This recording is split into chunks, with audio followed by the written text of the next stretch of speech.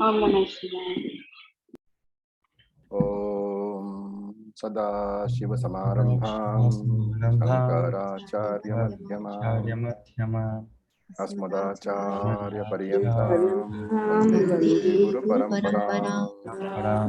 Om Sahana Bhavatu Sahana Bhunaktu Sahaviryam Karvavarai Tejasvinavaditamastu ma vidvishavarai. Om Shanti Shanti Shanti.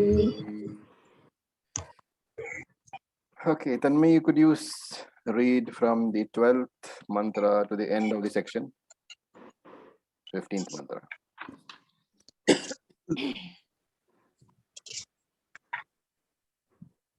Angushthamatrah Purushah.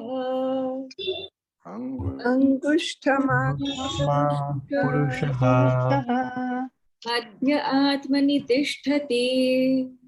Madhya Atmani Tishtati Ishano Bhuta Bhavyasya. Ishano Bhuta Bhavyasya Natato Vijugupsate. Natato Vijugupsate Etad Vaitat. Etad Vaitat Angushthamatrah Purushah. Angushthamatrah Purushah Jyotirva Dhumakah. Jyotirva Dhumakah Ishano Bhuta Bhavyasya. Ishano Bhuta Bhavyasya Sa evadyasa ushvaha. Sa evad ushvaha Etad vaitat. Etad vaitat Yathodakan durge vrishtam. Yathodakam durge vrishtam Parvateshu vidhavati. Parvateshu vidhavati Evam dharman prithak pashyan. Evam dharman prithak pashyan Tanevanu vidhavati. Tanevan vidhavati Yathodakam shuddhe shuddham. Yathodakam shuddhesham Asiktantadrigeva bhavati. Asikantadrigeva bhavati Evam munirvijanatah. Evam munirvijanatah Atma bhavati gautama. Atma bhavati gautama Iti dvitiyodhyaya prathamavali sampurnam. Dvitiyodhyaya prathamavali Purnam. Okay, so let us look at the words. Angushthamatraha Purushaha Madhya Atmani Tishtati Ishano Bhuta Bhavyasya Natato Vijagupsate Etad Vaitat. So Purushaha is the Atma. Angushtamatram, literally meaning this is the size of the thumb. Angushta is thumb, matram is only. Angushtamatram, only the size of the thumb. And Ishanaha, the Lord, the infinite Lord, of what? Bhuta Bhavyaha, of the past and the future. And we have to supply present also. And what does that Lord do? Tishtati, dwells, resides. Where? Madhye Atmani, in the middle of the body, which is the heart. So here Madhye Atmani has to be taken as Hridayam, the heart. And Tataha. Tataha means after knowing this fact, after acquiring this knowledge, na vijugupsate, the seeker does not seek any security. He is no longer insecure. Etad vaitat, this Purusha indeed is that Atma which you were talking about, hey Nachiketas. So before coming to Vedanta, we visualized, we had the understanding that Jivatma and Paramatma are different. And here he is saying that within the heart, now the heart is said to be the size of a fist, right?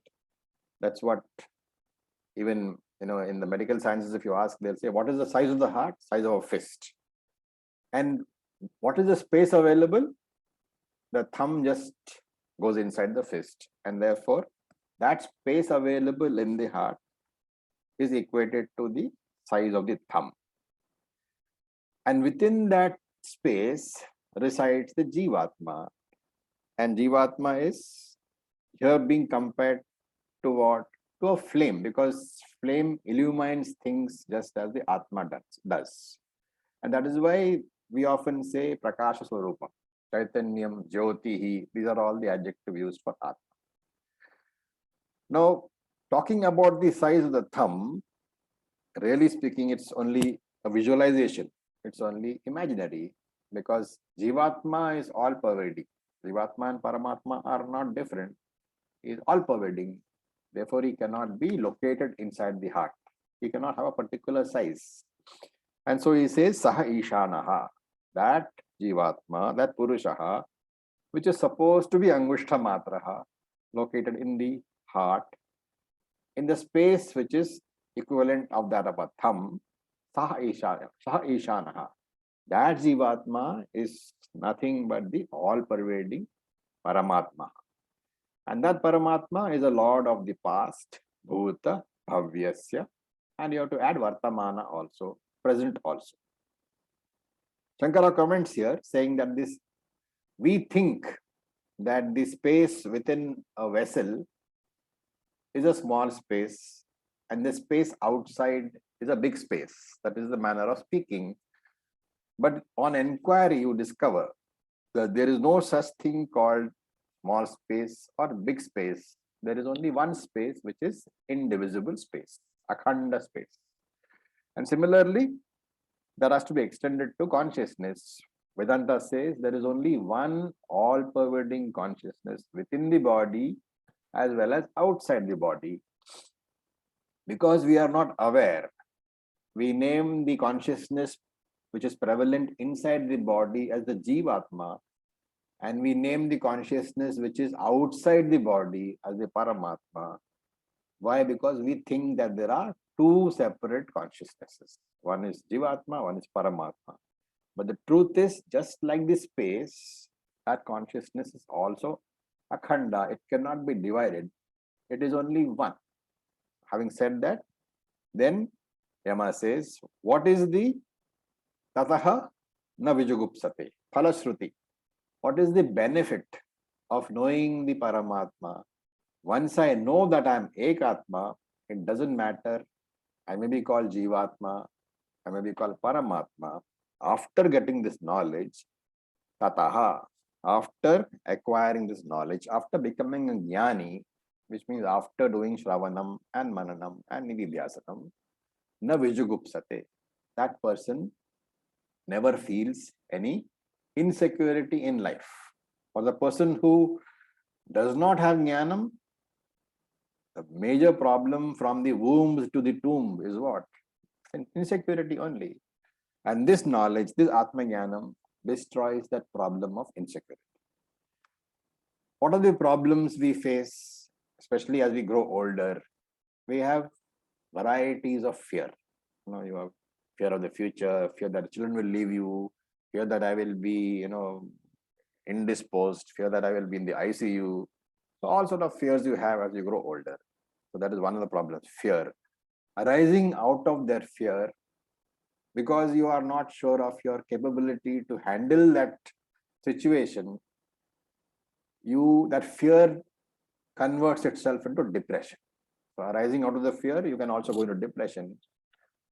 And of course, there are other problems also. There are so many decisions that I have taken in my life. Some of them may be right, some of them may be wrong.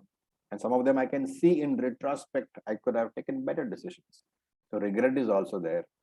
And as I grow older, the people whom I knew well, they also start dying. So sooner or later, I am lonely. So varieties of fear, depression, regret, loneliness, etc. These are all problems of samsara. And Yamaraj is saying that tataha na vijugupsate. After getting this knowledge, all these problems are handled. And Shankara here remembers suddenly that this word vijugupsate has also has also occurred in another Upanishad, Isha Upanishad. And there Shankara commented upon it, meaning that vijugupsate can mean intensely dislike, hate. And therefore he says that it can also mean, na vijugupsate can also mean that the jnani will not hate anything. He will not dislike anything. Why does he take this meaning? Because we say that normally moksha means an escape from the problems of the world. When you get moksha, you no longer come to face with any problem. Therefore, you're escaping, implying that if you're escaping from something, it implies that you dislike that thing. So if I want to escape from the world, it implies that I dislike the world.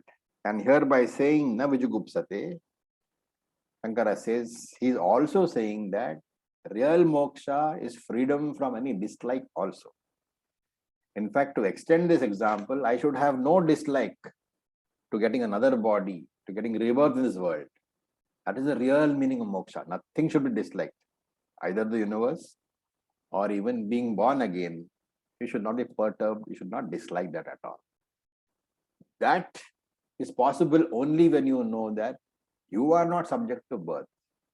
You are not subject to any sort of rebirth, and only the bodies will keep on being born. That is the real meaning of moksha. Now we look at the next one, the 13th mantra. So again, Angushtha matraha purushaha jyotihi eva dhumakaha adhumakaha. Jyotihi eva adhumakaha ishanaha bhuta bhavyasya sa eva adhya sa u swaha. Etad vaitat. That is the breakup. Ishano bhuta bhavyasya sa eva adhya sa u swaha. Etad vaitat. So Purushaha, Atma. So the first two words are the same. Purushaha, Angushtha Matra Purushaha. That Atma which is the size of the thumb, Ishanaha, which is also the Lord. So that you have to connect to the first line of the first word of the second line of the mantra. Angushtha Matra Purushaha Ishanaha. That Atma which is the size of the thumb and which is the Lord of Bhuta Bhavyasya, of the past, present and the future. Now, having said that, here Shankara gives a new meaning to Bhuta Bhavyasya. So what does Bhuta Bhavyasya mean actually? Literally, literal meaning is Bhuta is the past, Bhavyam is the future. The Bhuta Bhavya Asya, of the past and the future. Shankara here says Bhuta Bhavyasya has to be taken as Nitya, which is also equal to Kuthastha. Two meanings it gives, Nitya and Kuthastha. Nitya is what? Eternal. Kuthastha is changeless. Kuthastha is an anvil, right? The blacksmith's anvil. And when the blacksmith makes his, whatever he makes, the knives, the swords and all those things, the anvil does not change. Only what is put on the anvil and made red hot and shaped with the hammer, that changes. But the shape of the anvil does not change. Therefore, Kuthastha is taken as eternal, changeless, not eternal, changeless. So here, what is being said? When we talk about the word Nitya, eternal, there are Vedanta talks or accepts two types of Nityam, two types of eternals. What are they? One is Parinami Nityam. It is Nityam, it is eternal, but Parinami, it is changing all the time. And what is Kuthastha Nityam? It is Nityam, but Kuthastha, it does not change. So there are two types of Nityam that we talk about. One is the changing Nityam and one is the unchanging Nityam. You can understand what is meant by Parinami Nityam.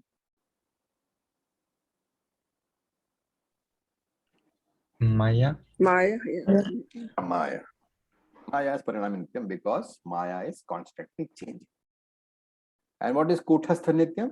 It is the Atma, the consciousness, which is never changing. Now, if you accept two Nityams, then there is a question. What is the question? You are accepting two Nityams. Duality. Duality. So, what is the question? That doubt. So the changing Nityam should be disregarded or not taken into consideration. No, there is a very fundamental question arising out of that. When all is one, how can there be two? Can you reword that? How can it be Ekam Nityam in which case? It also means that how can you say you are Advaitin? Because you are accepting duality. You are accepting two Nityams. What is the answer? How do you resolve that question?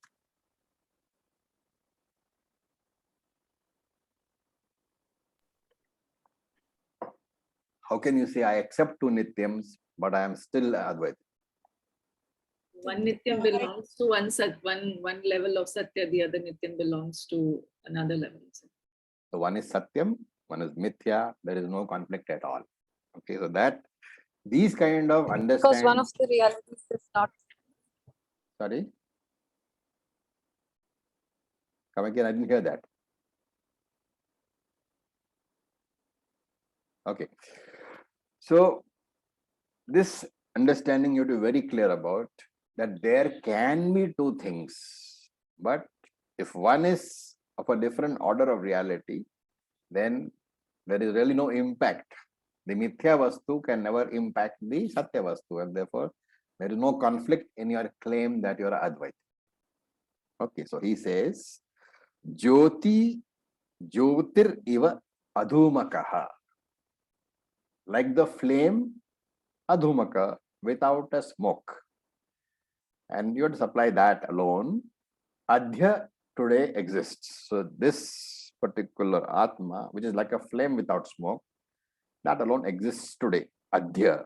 So the Eva Adhya exists only today or exists today itself. So Adhya means today and Shwaha means tomorrow. So Sa Eva Adhya, Sa Ushwaha. That Paramatma alone exists today and will also exist tomorrow. This you have to supply. Etad Vaitatu. That Paramatma, Punachiketas, is what you asked about. So when you say Angushta Matra Purushaha, we are talking about the Upasaka. The Upasaka, at the time of doing the Upasana, what does he have to do? He has to visualize the Lord.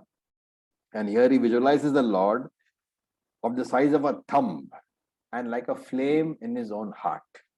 And that is why he says Adhumakaha. That flame will be a flame without any smoke. What does it indicate? A flame without smoke is a bright flame, not confused, not dimmed by the smoke. So it is a bright flame. That is what is meant by Adhumakaha. Jyotir eva Adhumakaha. That Purushaha, Angushta Matra Purushaha, he has to be visualized as a flame in your heart. And that is why Angushta Matra. In the space of that heart, like a flame, you have to visualize the Paramatma, who is none other than the Jivatma. And that should be a clear visualization. So Adhumaka, without a flame, without a smoke at all. And remember, this Jivatma is not different from the Paramatma. And this Paramatma is the Lord of Bhuta, Bhavya, Vartamana. All the three time frames.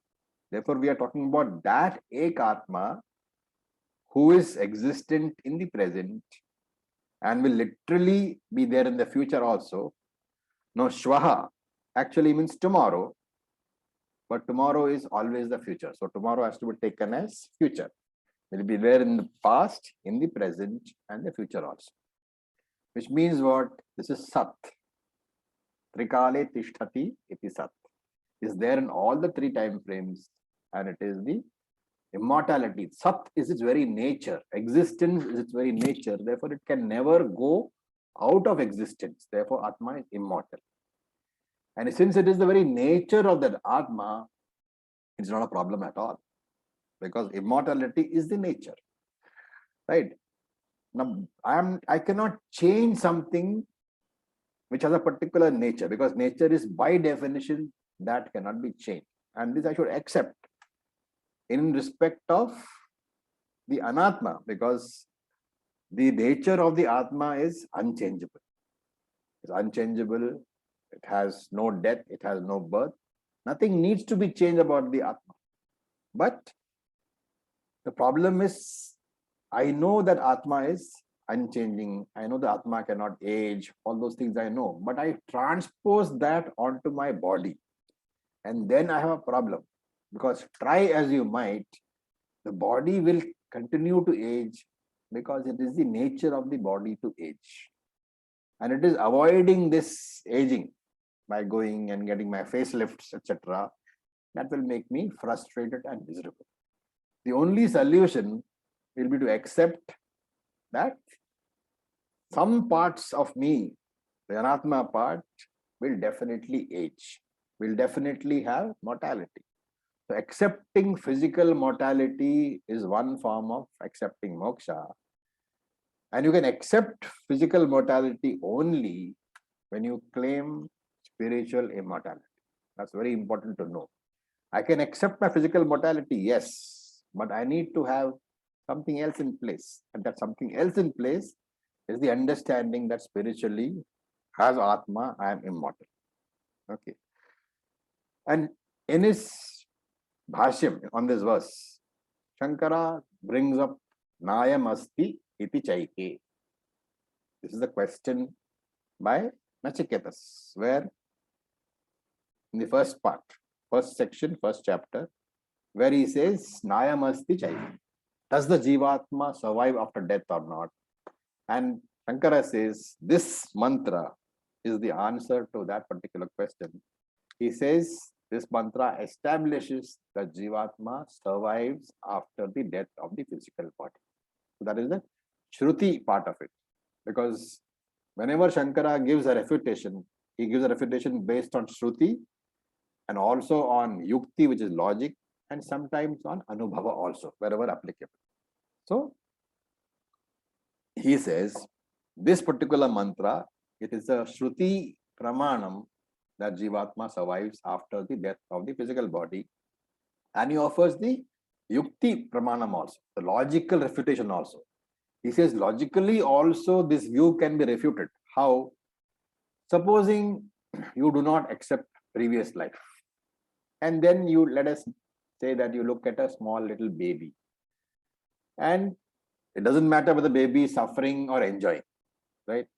If it is more easy to understand if the baby is suffering, the baby dies early. How do you explain the suffering without taking into consideration Papam and Punyam of the baby? And that Papam and Punyam cannot possibly belong to this Janma. Why? Because the baby's faculty for determination, for giving a reason for doing actions has not yet evolved. There is no motivation at all in any of the baby's actions. All the actions are primarily for survival only. And therefore, in this Janma, there can be no accumulation of Papam and Punyam. So if the baby is suffering, then there are only two things. Either the Lord is a very malicious Lord, or the baby is suffering for actions of a previous Janma. Having said that, Shankara says, you have to take it as a logical, statement that since the Papam and Punyam cannot belong to this Janma, the Papam and Punyam has to belong to another Janma. Therefore, the past birth has to be accepted as the locus for any Punyam and Papam, which the baby is suffering here. Otherwise, there's a technical name for this. Akrita Abhyagama Doshaha. Attributing Papam, Akrita, to that which has not been done. So Akrita means Akrita Abhyagamam. Attributing Papam where actions are not there. So the defect of attributing papam, which has not been earned because of you are not accepting the previous janma, that is the main defect. If you say that you do not accept papam of previous janma, if you don't say, if you say that previous janma I don't accept, then there is no way of explaining the sufferings of an infant. Supposing you say, okay, fine, I will don't accept previous janma, but I don't say that it is totally without cause. It is random. All baby suffering is random. Some babies suffer, some babies do not suffer. Now, if that argument is given, of course, Shankara doesn't give the argument. But if that argument is given, what is the mean? What is the logic that we can attribute to refuting that argument?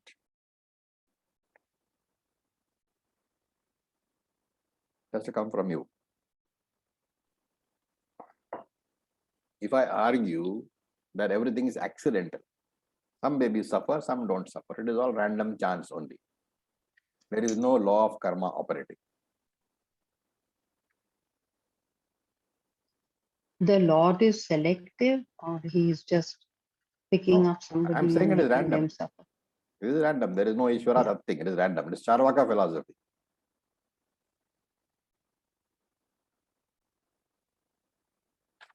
For a Vedantic, what is the main weapon against that argument?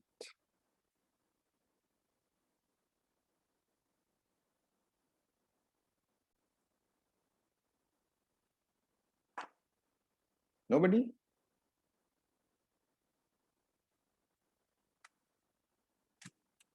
Come. All of you all are advanced Vedantics. You cannot say you don't know.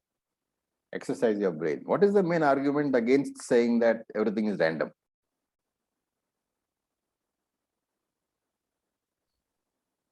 Acharya, Yes, June. for me, it will be like just looking around at the universe, how everything is organized in such a perfect way. Is not like Yes, problem. that is one good Oh. argument. Everything is organized. Without a creator, there cannot be an organized structure. That is one. What is the other argument? I have a bigger role to play than I actually am responsible. That is only a supposition. There should be argument.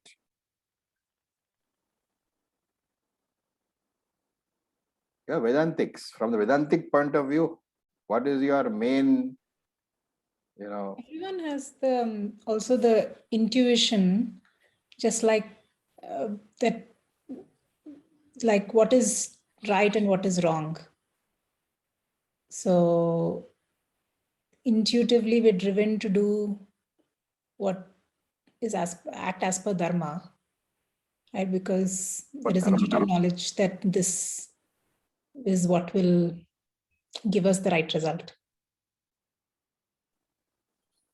that you are accepting the law of karma in that case. I'm saying it is random. Theory is that everything is random.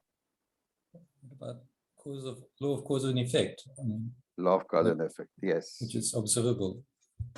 Right. So there is a law of cause and effect which is observable. Okay, and therefore that is one argument. The second argument is very important for Vedantic. Pramanam itself will become useless. Shastra is useless if you accept that everything is random. Where is the incentive to be dharmic if the world is random? Because my actions, randomness means my actions make no difference to the result. I can be a good person and suffer throughout my life. I can be a bad person and enjoy throughout my life. That is randomness, is it not? So that randomness one does not observe. And therefore, if you accept everything is random, then Shastra has no meaning. For a Vedantic, Shastra is Pramanam. You cannot question the Shastra. And therefore, as a Vedantic, you can never accept that life is random. Okay, that is one. So that is about past births. And Shankara also talks about future births. He says, in case, he uses the word Krita Hanam. Krita means your actions. Hanam means destroyed. Okay. Remember, he simply says Krita Hanam. Actions are destroyed. So you have to rely upon the interpret. Shankara's words are very simple. If you don't, one of the things, one of the problems is that Krita Hanam. Actions are destroyed. What does it mean?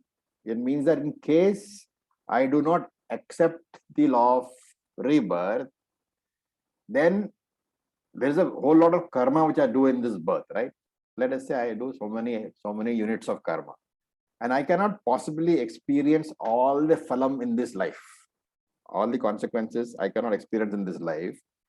And therefore, if I do not accept a future birth, it means that out of, let us say, 100,000 units of karma, I have experienced, let us say, 80,000 units. And then when I die, there is no future birth. What has happened to those 20,000 units of karma? They have been destroyed without having gone through the process of experiencing the phalam of that karma. So this is against the law of karma. There is against violation of the law of karma. Therefore, both ways, in case you don't accept previous birth or you don't accept past birth, there is a violation of the law of karma. Therefore, we cannot accept. Therefore, he says to say that Jivatma does not survive is logically not tenable. And incidentally, this is the way in which Charvaka philosophy is negated. This is Shankara's argument for negating Charvaka philosophy. Basic argument is that if you accept that Jivatma will not survive, then you are creating a hole in the moral order of creation, which is what? Law of karma. Similarly, in this commentary, Shankara also says that the Yogacharya darshanam of the Buddhists. Do you remember what the Yogacharya darshanam is? Bhagavad Gita 18th chapter discussion. What is the Yogacharya darshanam? Anybody? Okay, we need to do a small session on Buddhism because very often Shankara will come across that. So Yogacharya Matam says that there is no permanent consciousness. So he calls it Shanika Vijnanam. The Vijnanam is equivalent to consciousness. And therefore this Yogacharya Darshanam is also called Shanika Vijnanavada. I'm sure you remember that words which came in the 18th chapter Shankara Bhashya. What does it say? That every consciousness is only fleeting. So Shanam, in 1 second only the consciousness comes and goes. And therefore the Jivatma lives only for a moment. And therefore there is no connection between the Jivatma of this moment and the Jivatma of the next moment. Therefore Jivatma is not permanent. And Shankara says this particular mantra, by saying that Jivatma is permanent, Jivatma continues after the physical body, this negates that Shanika Vijnanavada also. Okay. We have not gone deeply into that. I think when in a future class we will take up Buddhism. There are 4 schools of Buddhism. We'll take it up in a little more detail so that we don't get confused when later we have to talk about Buddhism. Now we look at the 14th mantra. So Yathodakam Durge Vrishtam Parvateshu Vidhavati Evam Dharman Pratak Pashyan Tanevanu Vidhavati. So that person, Dharman Pashyan Prathak, who sees the jivas as different. He's talking about the person who does not believe in non-duality. Therefore, Prathak Pashyan Dharman. He sees all jivas as different. What happens? Anuvidhavati. He goes after them only, just as Udakam, the water, Vrishtam Durge, which has rained on a mountain, Vidhavati, runs down Parvateshu, the slopes. Just as the water which has rained on a mountain runs down the slopes and disappears, similarly, the person who sees jivas as different from each other, he also gets destroyed. So you should claim that you are the Eka Paramatma, the one non-dual Paramatma I have to claim. And if I don't, then he says, Evam Dharman Prathak Pashyan. If you are the person who perceives multiple Jivatmas, and therefore what happens? You can claim yourself only as one of those Jivatmas. Your perception is that Jivatmas are many. And you are only one. Therefore, you can claim yourself only as one of those Jivatmas. And therefore he says, just like the rainwater which has fallen on the mountain, at that point of falling, it is a big pool. But it goes down the mountain, divides itself into various streams, and slowly is lost. In the same way, mortality is the consequence in case you do not perceive yourself as one Paramatma. You claim yourself as one of the Jivatmas, and the only result can be mortality alone. You will be destroyed. And therefore, claiming myself as Paramatma gives me the benefit of immortality. And to convey this, the Upanishad is giving this example. Shruti, Yamaraj is giving this particular example. He says, imagine there is a mountain and the rainwaters have fallen on the mountain. The rain has stopped and there is a lot of water gathered where the rains initially fell. And so if you're looking at the top of the mountain, at the moment after the rain stopped, you can see all the water. But as the water flows down, the quantity in each stream becomes less and less. And sometime afterwards, the individual streams disappear. Similarly with the Jivatma and the Paramatma. That Eka Paramatma falling in the top of the mountain, if it gets divided into multiple Jivatmas, then Jivatma will ultimately get weaker and weaker and perish. Yatha Udakam. Just as the water, Durge Vrishtham. Durgam is the slope of the mountain. Vrishtham is the rainwater. So Durge Vrishtham is falling on the mountain and running down the slopes, and Parvateshu Vidhavati gets divided into several small streaks of water as it flows down the mountain. And we have to supply here finally. Vinashyati. Finally, it disappears. In the same way, Dharman Pritak Pashyan, by dividing the one Paramatma into several Jivatmas, and therefore having the vision that there are multiple Jivatmas, Taneva Anuvidhavati, the Jivatma also will get dissipated and destroyed. And therefore, if you want to be immortal, you cannot claim yourself as Jivatma, because Jivatma can only perish. Only Paramatma is immortal. And when we look at the last mantra, Yathodakam Shuddhe Shuddham Asiktam Tadrigeva Bhavati Evam Muner Vijanataha Atma Bhavati He Gautama. So here Atma is the Atma. Munehe Vijanataha. That is your second line, second word. Munehe Vijanataha. The Atma of the Munehe, of the wise person, Bhavati, becomes what? Becomes Brahman. Evam Yatha. So Yatha you have to first take. Just as the Atma of the wise person is no different from Brahman. Evam. Just as Shuddham Udakam Asiktam Shuddhe Bhavati. So he is giving an example. Shuddham Udakam. If you pour pure water into Shuddhe Udakam, into pure water, then the two portions are not, you cannot differentiate them. Both are Udakam, both are pure water. So one glass of pure water poured into a vessel of pure water, one cannot distinguish at all. This is the example given. When the pure waters are mixed, they mix completely, and one cannot distinguish which water belongs to which container. Similarly, once the Jivatma has merged with the Paramatma, one cannot distinguish between them. Therefore, he says, Tadrigeva Bhavati. Both will become uniform.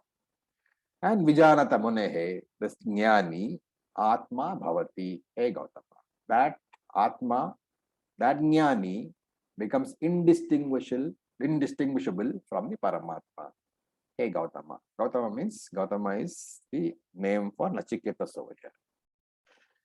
With this, the commentary is over, and Shankara gives some very pertinent instructions over here. It's not there in the text, of course. It's not there in the Upanishad. It is there in the Bhashya. So Shankara says, and they are very, very pertinent, so I will repeat them. Shankara says, Tasmat, therefore. Now, this you have to extract. From this mantra, when Shankara says Tasmat, therefore, Wherefore, what does it mean? What does it therefore mean? If you've been following this argument, it should be easy.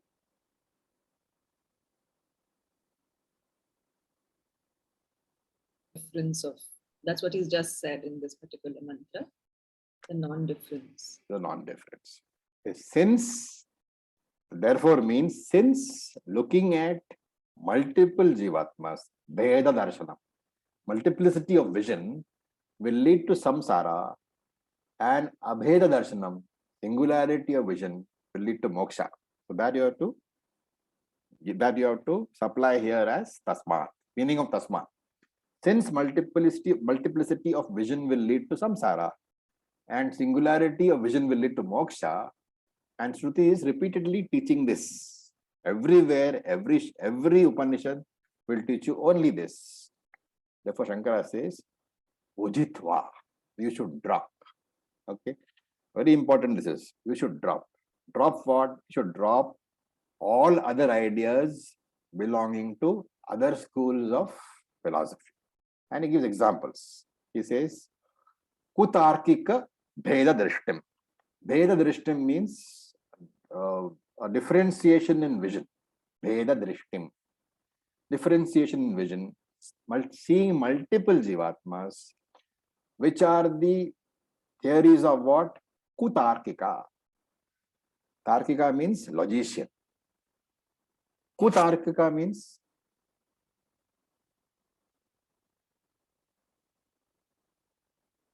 what does the prefix ku mean? Hindi is also there in Hindi. That is wrong. It is wrong. It is false. So Kutarkika means false logicians. And under this head, you have Astika darshans. Okay, you have those theistic darshans, which are what? Sankhya, Yoga, Nyaya, Vaisheshika, and Purva Mimamsa. So in one shot, in that one word, Kutarkika, he has said all these darshans, all these 5 darshanas, all these 5 schools of philosophy have Bheda Drishti, have multiplicity of vision, and therefore Ujitva. You should drop them all. You should not take to abiding by their philosophy. You can study their philosophy, nothing wrong. But you have to analyze it according to the logic which we have. Look at it from the point of view of Vedanta, and having convinced yourself that that vision will lead to samsara, you should reject it. So that is one, Ujitva. There is also another which he says. So one is Kutarkika Bhedadrishtim, and one is Nastika Kudrishtim cha. So Nastika means atheistic schools of thought. How many are there? Nastika Darshan. How many are there? 6. 3. 6. What are they? 4 in the Buddhist. 1 For the Buddhist, Jainism. Jainism, Jainism. so Charvaka, Jainism, 2. And 4 Buddhist schools. Buddhism is divided basically into 2 broad classes, Mahayana and anybody? Mahayana and Hinayana. Hinayana. And each of these has 2 under that. So under Hinayana, you will find what? Vaibhasika and Sautrantika. So someday we will look at this. And especially when we are doing Bradaranyaka, we'll look at it. And under Mahayana, you have Yogachara and Madhyamika. So there are 4 schools. They are plus this Charvaka and Jainism. These are taken as Nastika schools. And therefore, here in the earlier one, Shankara said Kutarkikas, false logic. Here he says Kudrishtim. The school of the strain of the thought itself, the flow of the thought itself is wrong. Kudrishtim, wrong vision itself. Both you should reject. And why he says? He says Matra Pitru Sahasriyo Bhivi Hitaishinaha. So Matra Pitra Sahasrayabhyo api Hitaishanaha. Hitaishana means the one who is a well-wisher. So he says Shruti is your well-wisher and superior to Sahasreshu Matra Pitra, superior to 1,000 mothers and fathers. Why do we say that Shruti is superior to mothers and fathers? Parents are always your well-wishers. Shruti is always your well-wisher. But parents can be confused. While Shruti is never confused. And therefore Shruti is superior to the parent. And therefore he says, Vedena Upadishtim, the teaching given in the Shruti. What is that teaching? Atma Ekatva Darshanam. There is only one Atma. It should be Adaraniyam Ityarthaha. It should be respected. It should be studied. It should be understood. And how? With Shraddha, and uses a very nice word, Shanta Darpaha. What is Darpaha? Darpam. 16th A chapter. view. No. 16th chapter of Gita. I thought from Darpan. Not Dharma. Darpa. Darpa is arrogance. Arrogance, ego, self-conceit. So Shanta Darpa means what? Shanta means quiet, where the arrogance has been quietened down. The mind in which arrogance is not there. With that kind of a mind, Adaraniyam, you should respect and study the Shastram. With only one view in mind, that Shastram should be giving you Atma Ekatva Darshanam. Atma Ekatva Darshanam. Giving you the vision that there is only one Atma, everything else has to be rejected. With this, the Prathama Vadli is ended. Any questions?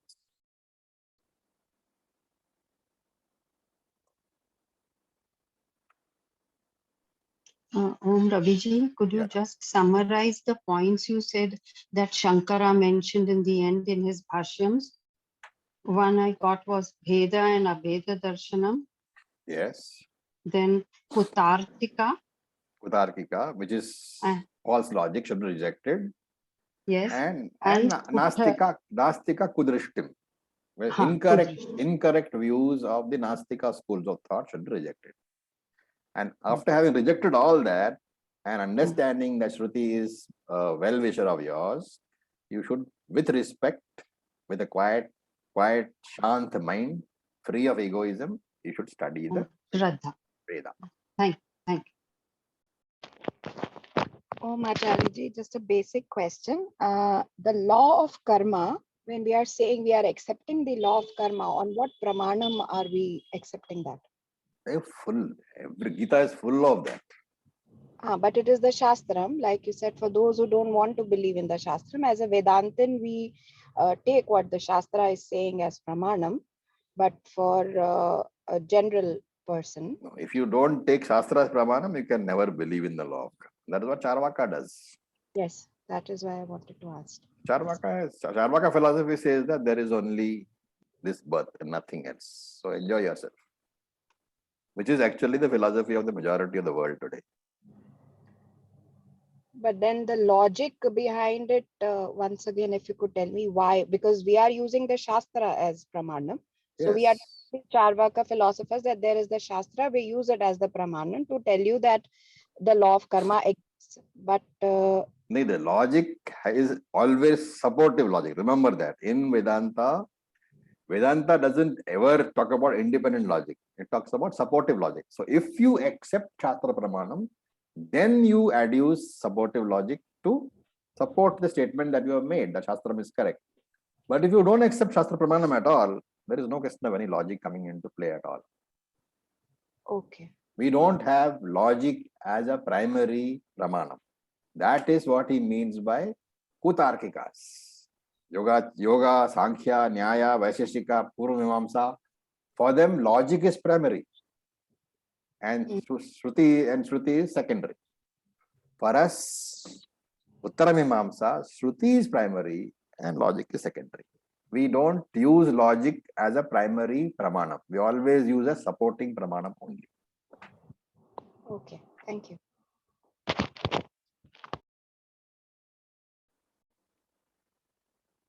Any questions, please? Okay. So with this, we'll stop for the day. And next week, we'll start the second section. We are now nearing the end, second and third sections. Acharya, I'm sorry if it's not too late. May I? Yeah, ask? please go ahead. I'm not quite sure. I don't understand why the example in the last three, no, not three, but two of the mantras of Angushta Matram, the Yeah. Purushaha being Angushta Matram. I'm not sure I understand why is that being said and why in that manner. See, when you talk about consciousness, there are two, right? The OC and the RC. It is difficult to talk about the OC because OC is not accessible to you at all. Though you are the OC, because of its nature of formlessness, all pervasive, etc., you just don't know what to do with it. And therefore, if you say I am, let us say you are saying I am Atma. Who is saying it? The RC. The RC says it. When the RC says it, you would like to know what that RC is. So that RC, which is a Sakshi Chaitanyam, when you try to visualize, you have to have a locus. And the Sakshi Chaitanyam is the RC reflected in the mind. And the Golakam of the mind is where? The heart, according to Shastra. And therefore, when you say RC reflected in the mind, the location of that mind is said to be in the heart. And the heart has very small space, Angushta Matram. Therefore, you visualize the RC as a small little burning flame, which is bright inside the heart. It is for Opasana purposes. So yeah, that was my question. That does it have another purpose rather than just being said? It is said for the purpose of Opasana. Okay. And if you want to progress from there, then of course, as Yamraj says, you have to drop the idea that there is a location at all. For the Jnanam angle, that Angushta Matram has no meaning. It is all pervasive only. Right, because this is one of the Upasana techniques that also is Yes. used. It is a Upasana technique basically, because a lot of people, even advanced jnanis, when they meditate, it is very difficult to meditate. If you are doing Nididhyasanam, it is one thing, because you are reliving the teaching. But if you are trying to do Saguna Upasana meditation, Saguna meditation, which is necessary for concentration of the mind, what do you meditate upon? You need some object. You can either have an idol in front of you or a shivling, or you can meditate on the heart. And if you are doing it on the heart, what do? You take the Jivatma, which is not different from Paramatma, as the flame in the heart, and then you meditate upon that flame. It's a very well-known technique in Shastra, meditating upon the flame in the heart. Okay. There used to be the these mythological shows, right? Yeah. Where they would actually show then Yeah. a flame kind of going from the heart to the heart, and when the person died, that flame would move and go upwards and merge with the sun and whatnot. Yes. Thank you, Acharya. Okay. All right. So with this, we'll stop. Om Purnamadav Purnamidam Purnat Purnamudachyate Purnasya Purnamadaya Purnam Eva Vasishyate. Om Shanti Shanti Shanti. Om Tat Sat. Om Namah Shivaya. Thank you for your patience. Thank you, Acharya. Thank you, Acharya. Om Om. you, Acharya.